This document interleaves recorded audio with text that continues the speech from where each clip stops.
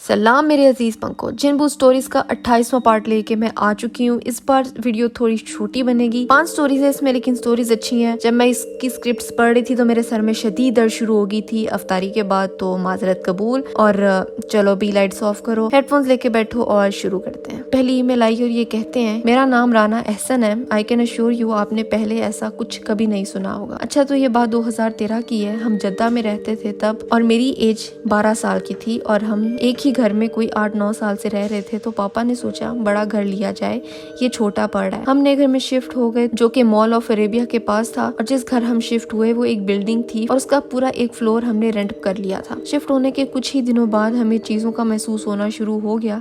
वो कुछ यूं था कि दरवाजे नॉक होना, वॉशरूम से शावर चलने की आवाज आना, सोते हुए बेड का जोर जोर से हिलना, और मेरी सबसे छोटी बहन सारा जो तब 3 साल की थी वो खुद से बातें करना शुरू हो गई थी। वॉशरूम जाती तो बातें किया करती थी खुद से। और सबसे हैवी सीन मेरे साथ ये हुआ कि मैं डबल बेड के ऊपर लेफ्ट साइड पर करवट लिए सो रहा था और मेरे सामने ही बेड पर चाचू सो रहे थे। सुबह के पूरे 6 बजे जब मेरी आंख खुली तो मैंने देखा कि मेरे चाचू सीधा लेटे सो रहे थे और उनके पेट पर एक बूढ़ी औरत बैठी थी जिसके बाल कमर तक लंबे और फुल व्हाइट थे। चेहरा भी व्हाइट, ड्रेस भी व्हाइट और आंखें व्हाइट थी, लेकिन बीच में ब्लैक डॉट था। उसका मुंह चच्चू की तरफ था, एक हाथ सर के ऊपर था हवा में जैसे कुछ पढ़ रही हो। मैं उससे कोई 2 सेकंड देखा होगा। उसने फिर मुझे ऐसे ही स्लो में मेरी तरफ मुड़ के देखा। उफ, मेरे तो जैसे रूह निकल गई जिस्म से। मैंने आंखें जोर से बंद की और 3-4 सेकंड बाद खोली तो कुछ नहीं था। मैंने ऊपर से ही छलांग लगाई और सीधा मामा के पास। हम सब बहन भाई बहुत डर चुके थे और पापा से कहा था कि घर चेंज करें, हमने नहीं रहना यहाँ पे। तो पापा ने अपने दोस्त के किसी मुफ्ती को बुलवाया। उन्होंने घर देखा और कमरे में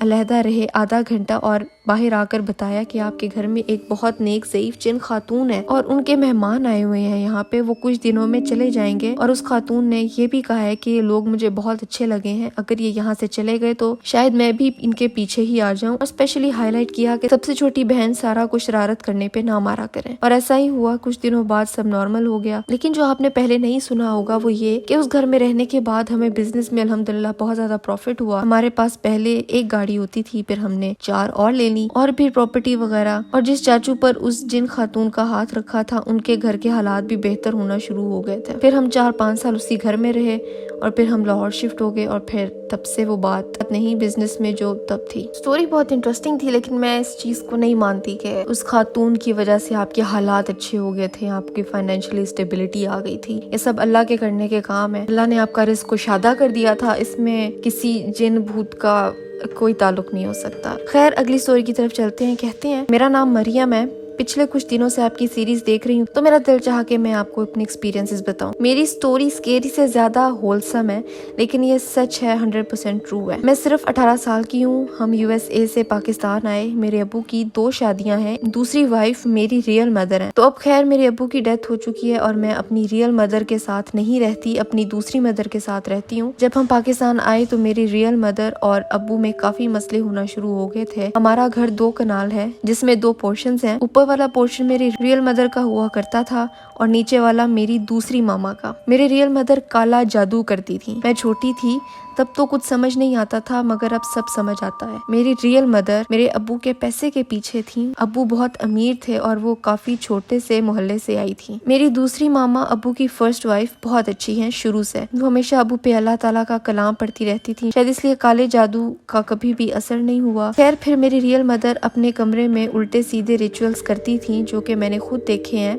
कुछ सालों बाद 2008 में मेरे अब्बू ने मेरी असली अम्मी को तलाक दे दी और वो उस घर से चली गई। तब मैं सिर्फ 7 साल की थी और जब मैं 11 साल की हुई तो मेरे अब्बू की कैंसर से डेथ हो गई। अब तो मेरा अपनी असली अम्मी से कोई ताल्लुक भी नहीं है, लेकिन शायद जो रिचुअल्स वो करती थी इस घर में वो उसके असरात अभी तक हैं। वो चीजें मेरे लिए मेरे किसी भी घर वालों को तंग नहीं करती, मगर अगर कोई हमें तंग करने तो उसको वो बहुत तंग करती हैं। जिस कमरे में मेरी अपनी अम्मी रहती थी वो कमरा अब मेरा है। मुझे ऐसा महसूस होता है जैसे वो हर वक्त मेरे साथ हैं। मुझे ऑब्स नजर आते हैं और इवन कभी कभार जो चीज की मैं विश कर कर रही होती हूँ वो मुझे खुद ही मिल जाती है कुछ कहे बगैर। अब मेरी एक कजिन है, वो कोई 4 साल बड़ी है मुझसे, वो मेरे घर आई और तब मैं कोई 13 साल की थी। तो मुझे ब्रेसेस लगे हुए थे और मैं थोड़ी सी चबी भी थी, तो मुझे बुली करने लगी। मुझे काफी बुरा लगा। मैंने उसको कुछ कहा तो नहीं, मगर मैं वॉशरूम में जाके बहुत रोई। उसके बाद मैं शावर लिया और जब आधे घंटे बाद मैं बाहर आई तो मेरी कजिन के हाथ और मुंह पर रेड कलर के स्क्रैचेस थे और उसको तकलीफ भी हो रही थी काफी। वो बात मुझे बहुत ज्यादा अजीब लगी। मैं डर गई कि ऐसा कैसे हो सकता है, और वो भी काफी डर गई थी और रोने लगी थी। अब एक दिन, ये 2 महीने पहले की बात है, अब एक दिन हुआ ये कि मैं यूनिवर्सिटी से आई और ऊपर अपने कमरे में चली गई तो मेरी खिड़की कोई बूढ़े से अंकल साफ करने में लगे हुए थे। मैंने उनसे पूछा कि आप कौन है, तो उन्होंने कहा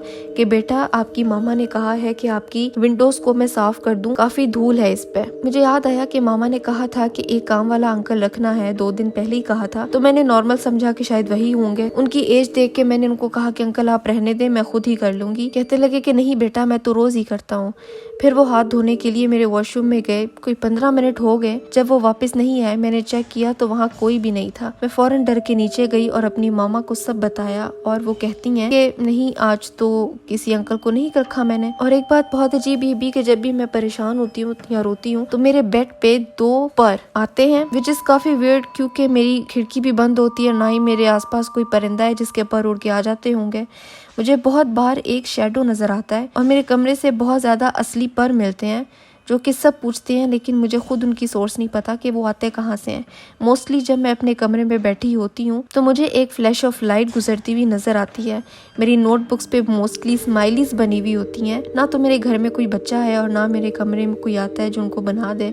CCTV भी लगा हुआ है, इसलिए मुझे पता है। मेरे कपड़े जो फट जाते हैं खुद ब खुद सही हो जाते हैं। एक दिन मेरी एक बहुत महंगी लिपस्टिक टूट गई तो मैंने उसको फेंक दिया, तो अगले दिन मुझे वो ड्रेसिंग टेबल पर बिल्कुल सही हालत में मिली जैसे वो कभी टूटी ही नहीं थी। और इवन 2 शीशे पे दिल भी बना हुआ होता था लिपस्टिक से और उसके अंदर M लिखा हुआ था। खैर मैं डरती नहीं हूँ क्योंकि वो चीज़ मुझे बिल्कुल भी तंग नहीं करती। इवन दो मेरी हर मुश्किल मोस्टली खुद ही सेट हो जाती है and I randomly get money out of nowhere. I get चंबेली के फूल ऑन माई ड्रेसर और मेरा कमरा शदीद गर्मी के बावजूद भी ठंडा रहता है जैसे AC चल रहा हो। आई थिंक जो भी सोल या जिन है वो काफ़ी अच्छा है और मुझे खुशी होती है उसके होने से। वेल ये भी पिछली ईमेल से मिलती जुलती ईमेल लग रही है कि आपको उनके होने से अच्छा लग रहा है और आपको लग रहा है कि उन मखलूकात की वजह से आपके साथ अच्छा हो रहा है। Please stop believing in this. इससे ईमान ही कमजोर होता है और कुछ भी नहीं। किसी की वजह से कुछ नहीं होता, सब अल्लाह ही करता है। अगली ईमेल की तरफ चलते हैं कि मैं 15 साल का था तो एक बार अपने घर के ऊपर वाले पोर्शन में करवट लेके सो रहा था। रूम की लाइट ऑन थी। मैंने अपने ऊपर से चादर उतारी तो एकदम से वापस चादर ऊपर आ गई। फिर मैंने चादर हटा के अपना ऊपर पाँव रख दिया और सीधा हो गया। जब सीधा हुआ तो मेरी गर्दन पर किसी ने हाथ रखा। मैंने आंखें नहीं खोली लेकिन अपने दोनों हाथों से हाथों को महसूस किया। बहुत बड़ा हाथ था उसका और उसके हाथों की उंगलियां आगे से नोकीली थी। मैंने आयतल कुर्सी पढ़ने की कोशिश की और अल्लाह अल्लाह कहा और तड़पते हुए साइड टेबल पर मौजूद ग्लास नीचे गिरा दिया कि एकदम से हाथ हटा। मैं उठ के बैठा और मैंने एक ग्रे चीज को अपने कबर्ड में जाते देखा। उसका सर छत से ऊपर था तो मुझे उसके सिर्फ बाजू और पेट नजर आया। मैं चीखता हुआ नीचे आया तो दादाजी के पास बैठ गया। मेरा रंग नीला हो गया था और मैं कुछ बोल नहीं सक रहा था। थोड़ी देर बाद दादाजी ने मुझसे पूछा तो मैंने उनको सब बता दिया। उन्होंने कहा कि ख्वाब होगा, कुछ नहीं होता, मगर जब ऊपर जाके ग्लास गिरा हुआ देखा तो समझ गए कि यहाँ से किसी चीज का गुजर हुआ था। मेरे दादाजी के पास कुछ था, पता नहीं क्या, लेकिन कुछ ना कुछ था। लोग उनके पास दुआएं कराने के लिए आते थे और उनके सारे काम पूरे हो जाते थे। एक बार घर पर खत्म की 7 देगे मंगवाई थी। घर पर मैं और ड्राइवर थे बस दादाजी के साथ। देग वाले गेट के अंदर ही सारी देगे उतार के चला गया। उनको उठाकर बरामदे में रखने के लिए मैं और ड्राइवर स्ट्रीट में से 2-3 आदमियों को लेने गए। जब वापस आए तो सारी 7 देग बरामदे में पड़ी हुई थी और दादाजी ने कहा कि मैंने स्ट्रीट में से 2 बंदों को बुलवा के ये रखवा दिए। खैर दादाजी से मैंने हिसाब करना, फाल निकालना, जायजा बनाना और हाथ पढ़ना सीखा। वो अक्सर छत पर जाके कोयला या हड्डी रख दिया करते थे और सारी रात इबादत करते थे। बहुत नेक इंसान थे। अपनी वफात से पहले उन्होंने मुझे बहुत कुछ सिखाया और बहुत सी चीजें ट्रांसफर कर दी। फिलहाल तो मैं अल्लाह के लिए लोगों के मसाइल हल करता हूँ। ये मैं पैसे नहीं लेता मगर एक लेगेसी है जो मैं आगे चला रहा हूँ। अभी उनके बाद जब मैंने पढ़ना शुरू किया तो मालूम हुआ कि एक जिन था उनके मुवक्किल में से। मुझे उसकी प्रेजेंस अक्सर महसूस होती है जब मैं वही आयात का विर्द करता हूँ जो दादाजी करते थे। मुझे लगता है कि वो जिन मेरे पास आकर बैठ जाता है और सुनता है अल्लाह के कलाम को, मगर मेरी उससे कभी बात नहीं हुई। मैंने चेक करने के लिए 2-3 बार छत पर कोयला रखा तो उसी दिन उसने खा लिया था। मेरी अक्सर कामों में मेरी मदद हो जाती है गायबाना, मगर वो जिन मेरा पाबंद नहीं है। लगता है कि शायद दादाजी की वजह से मेरे साथ जुड़ा है। कभी सामने नहीं आया, ना कभी उसने मुझे डराया। वो है बहुत ताकतवर। मैंने उसकी मौजूदगी के एहसास के बारे में किसी आलिम से जिक्र किया तो उन्होंने बताया कि वो इफरीत है। ये जिन्नों में एक ऊंची जात के होते हैं और ये वो नस्ल है जिसने हजरत सुलेमान अलैहिस्सलाम के कहने पे शहबा का तख्त 1 सेकंड में ले आया था। ये वाली ईमेल भी उन्हीं 2 ईमेल्स जैसी है कि जन्नात आपका काम आसान कर देते हैं। खैर, हर किसी का अपना बिलीफ होता है, लेकिन आई स्ट्रांगली सजेस्ट कि अल्लाह के किए हुए कामों का क्रेडिट प्लीज किसी और को मत दीजिए। अगली ईमेल की तरफ चलते हैं। कहते हैं कि मेरा नाम हारिस है और मैं चकवाल से हूँ। 2014 के आखिरी महीनों में मैं और मेरे 2 भाई रात को छत पर वाक़े रूम में सोते थे। FSC में होने की वजह से मेरी रूटीन काफी खराब थी। दिन भर कॉलेज और अकेडमीज में जाने के बाद शाम 4 से 9 बजे तक सोना और फिर 10 से 2 बजे तक पढ़ते रहना मेरा मामूल था। एक रात मामूल के मुताबिक पढ़ रहा था। जब पढ़ने से फ्री हुआ तो मैंने लाइट्स ऑफ की और फिर बेड पर लेट गया। उसके बाद मैंने अपने फ्रेंड को मैसेज किया कि वो मुझे नेक्स्ट डे कॉलेज के लिए पिक कर ले। मुझे याद है 2:33 पर मैंने उसे मैसेज किया था और मेरी आंखें नींद की वजह से बंद हो गई थी। जब मेरी आंख खुली तो मुझे लगा कि सुबह हो गई है और मेरी नींद पूरी हो गई थी, मगर उसी वक्त मुझे अपना गला ठंडा और कड़वा महसूस हुआ और पसीना आना शुरू हो गया। मुझे अपने सीने पर बोझ महसूस हुआ। जब गौर से देखा तो मुझे एक काली चादर लिपेटे हुए कोई मखलूक बैठी दिखाई दी। मैं चीखना चाहता था मगर चीख न सका। मेरी खुली आंखों वो मेरे ऊपर से उठी और मेरा मुंह खुद ब खुद खुल गया। वो मखलूक मेरे गले में उतरी और मेरे गले के अंदर से मुझे किसी के हंसने की आवाज आई जो काफी खौफनाक और उधेड़ उम्र औरत की थी। मैंने आयतुल कुर्सी पढ़ने की कोशिश की, जिस पर वो मखलूक मेरे गले से निकली और मेरी आंखों के सामने गायब हो गई। इस बार मेरी चीख निकल गई और जब मेरे भाई ने चीख सुनी तो वो उठा और लाइट ऑन की। भाई ने मुझे उठाने की कोशिश की मगर मेरी आंखें अपने सीने पर जमी रही। दोनों भाइयों ने मिलकर मुझे उठाया और निचली मंजिल पर ले आए, जहां मेरे वालिदैन और बहन चीख की आवाज़ सुनकर उठ चुके थे। मुझे मेरे वालिद के पास लटाकर भाई सामने खड़े हो गए। मैंने उनसे टाइम पूछा तो बोले कि अभी 2:40 हुए थे। सुबह तक मुझे बुखार हो गया था, मैं कॉलेज नहीं जा सका। अलबत्ता इस वक्त के बाद मैं जब तक घर में रहा मुझे कुछ भी गलत महसूस ना हुआ। मेरी फैमिली में तमाम लोगों को इन चीज़ों का एक्सपीरियंस हो चुका था, मगर मैं इन सबको वहम ही कहता था। मेरी वालिदा का गला भी उस रात 1 बजे घोटने की कोशिश की गई और मेरी वालिदा ने भी उस मखलूक का यही हुलिया बताया था। मेरी वालिदा ने मुझे बताया कि हमसे पहले रहने वाले लोगों को भी यही एक्सपीरियंस हो चुका है और हमें ये मकान शायद इसी वजह से वो सस्ते में बेचकर चले गए। उस दिन के बाद मैं ऊपर वाली मंजिल पर नहीं गया। अगर कोई वजह भी पूछता था तो मैं उन्हें टाल ही देता था। 1 साल बाद एक नई मुसीबत का आगाज हुआ। मुझे एक ही ख्वाब बार बार आने लगा। ख्वाब में मैं खुद को अपने ही ताक़ुब में देखता था। ऐसा लगता था जैसे मेरी आंखें मेरा ही पीछा कर रही हों। अपनी बॉडी को सीढ़ियों से ऊपर वाली मंजिल पर जाते हुए देखने लगा। मुझे हर महीने यही ख्वाब 5-6 बार आने लगा। मुझे इस ख्वाब से वहशत होने लगी थी, क्योंकि इसके अलावा मुझे और कोई ख्वाब आता ही नहीं था। ख्वाब में खुद को चलते देखना नहायत ही डरावना एक्सपीरियंस था। इस दौरान मेरी जॉब लग गई, जिसकी वजह से मुझे घर से जाना पड़ा, मगर वहाँ भी यही मुसीबत शुरू हो गई। मुसलसल 8 महीने तक इस ख्वाब को वक्तन फवक्तन देखते रहने के बाद मुझे एक पीर साहब का पता चला।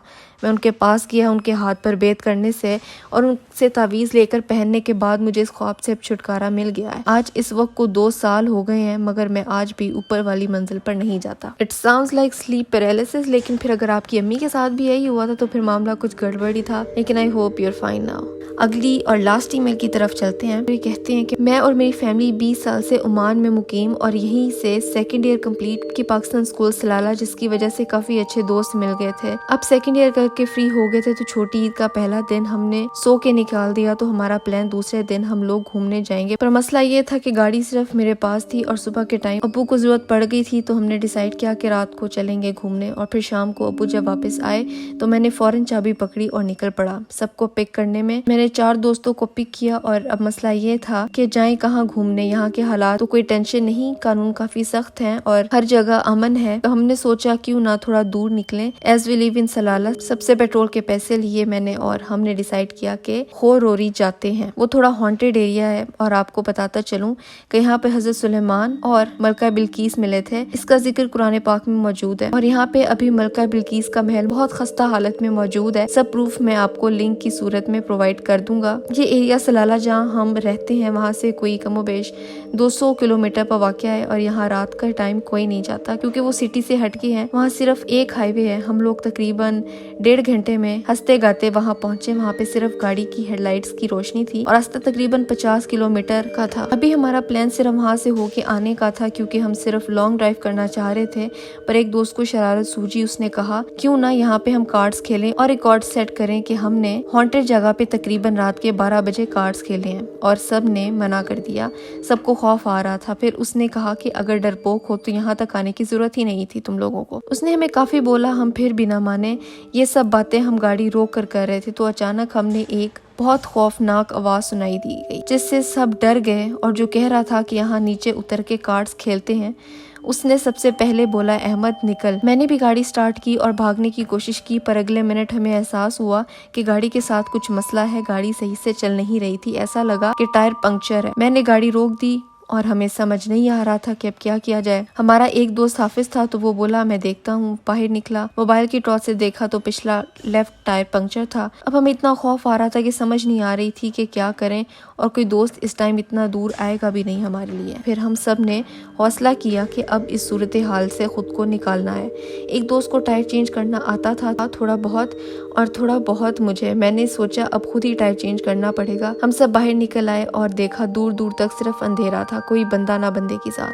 हमने टायर चेंज करना स्टार्ट किया। अभी हमने नट बंद ही किया था कि एक दोस्त बोला वो क्या है। मुझे लगा फिर से शरारत कर रहे हैं। मैंने कोई रिस्पॉन्स दिया और नट टाइट करके सामान डिग्गी में रखा और डिग्गी बंद की तो मैं क्या देखता हूँ कि कोई शख्स हमें बुला रहा है। वो उमानी बूढ़ा आदमी था जो हमारी तरफ आ रहा था। यहाँ दूर दूर तक कोई घर नहीं था। उसकी आंखें चमक रही थी, शायद गाड़ी की हेडलाइट की वजह से। और अभी हम गाड़ी में बैठने का सोच ही रहे थे, वो आदमी गायब हो गया और उसी खौफनाक आवाज से जो हमें पहले सुनाई दी थी। हमारा एक दोस्त बेहोश हो गया। मैंने आयतुल कुर्सी पढ़नी स्टार्ट की और अपने दोस्त को गाड़ी में डाला और निकलने की सोची। सब दोस्त डर गए थे, 2 रो रहे थे, एक बेहोश था। हाफिज दोस्त आयतें पढ़ के बेहोश दोस्त पर धम कर रहा था कि अचानक वो बूढ़ा शख्स मुझे रोड के किनारे दिखा, जैसे हमें रोकना चाहता हो, पर मैं नहीं रुका और गाड़ी की स्पीड बढ़ा दी। वहाँ रोड पे लाइट ना होने की वजह से गाड़ी ज्यादा स्पीड में चलने में काफी मुश्किल हो रही थी क्योंकि वहाँ शार्प टर्न थे। अभी 10 मिनट गुजरे हुए होंगे। मैं क्या देखता हूँ मिरर से कि वो शख्स हमारी गाड़ी में बैठा मुस्कुरा रहा है। जो 2 दोस्त पीछे बैठे थे वो कॉन्स्टेंटली रो रहे थे कि शायद उन्हें महसूस नहीं हुआ। मैंने गाड़ी भगाई बगैर पीछे देखे। जैसे हम मदीनातुल हक में एंटर हुए, जो करीबी सिटी है, वहाँ के हॉस्पिटल में हमने उसे वहाँ चेक कराया तो पता चला कि उसका शुगर लेवल गिर गया है। उन्होंने वहीं ड्रिप लगाई और उसे 30 मिनट में होश आ गया।